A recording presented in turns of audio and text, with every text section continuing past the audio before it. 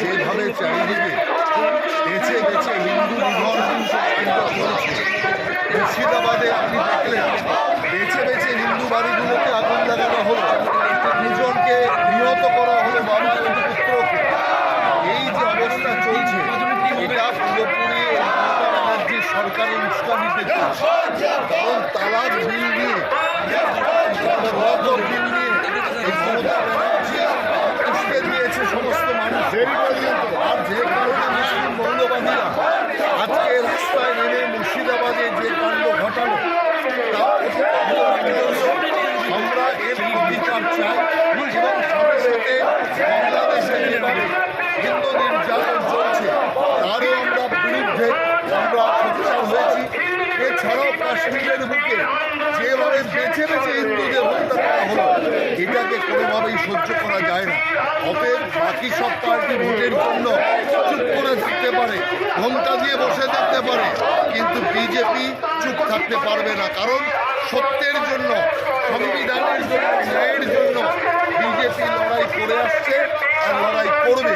সেই কারণে দেখুন মুর্শিদাবাদে যে দুজন খুন হলো সেই দুজন সিপিএমের লোক, অথচ সিপিএম মুসলিম ভোটের ভয়ে চুপ করে রয়েছে, মমতা ব্যানার্জির ভয়ে চুপ করে রয়েছে, কিন্তু বিজেপি সত্য কথা বলবে।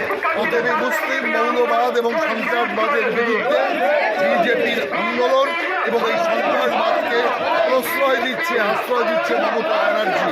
অতএব তৃণমূলের বিরুদ্ধে এবং মুসলিম মৌলবাদের বিরুদ্ধে আজকে আমাদের এই যে যাত্রা মিছিল আমরা এখানে অশান্তি হয়েছে, অশান্তি হয়েছে, আইন শৃঙ্খলা নিয়ে কি বলবেন? দেখুন, আইন শৃঙ্খলা বলতে পশ্চিমবাংলায় কিছু নেই। আপনি দেখলেন আন্দোলনকারীদের তারা খেয়ে সোজা পুলিশ গিয়ে ঢুকলো আপনার পেট্রোল পাম্পে, পুলিশ লুকাচ্ছে। তাহলে যে রাজ্যে আইন রক্ষক লুকোচ্ছে সেই রাজ্যে মানুষের নিরাপত্তা কোথায়?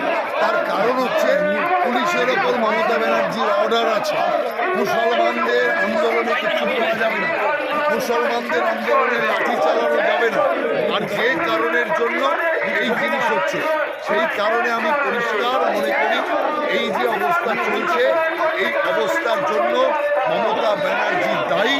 আর সেই কারণে আজকে আমরা এই বোলপুরের মাটিতে আমাদের শ্যামা তার নেতৃত্বে, জেলা প্রেসিডেন্টের নেতৃত্বে আজকে আমরা এই মিছিলে নেমেছি।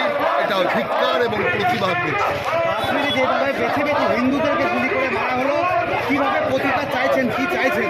না, আমরা চাইছি প্রত্যেকটা সন্ত্রাসবাদীর সাজা, প্রত্যেকটা সন্ত্রাসবাদী এবং এই সন্ত্রাসে যারা সহযোগিতা করছে তাদেরও কঠিন শাস্তি আমরা চাইছি।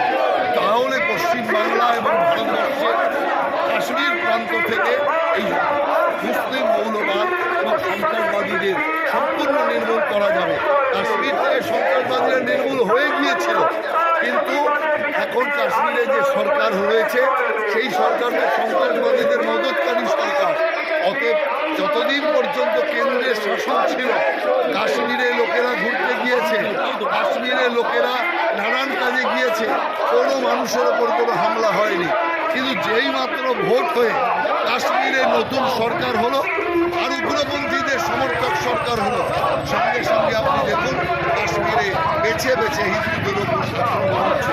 আমি মনে করি যারা এই জাতীয় সন্ত্রাসবাদে যারা উস্কানি দিচ্ছে, সন্ত্রাসবাদকে মদত দেওয়াচ্ছে, তাদের বিরুদ্ধে বিজেপি রাস্তায় নামছে, আন্দোলন করছে, জনমত সংগঠিত করছে।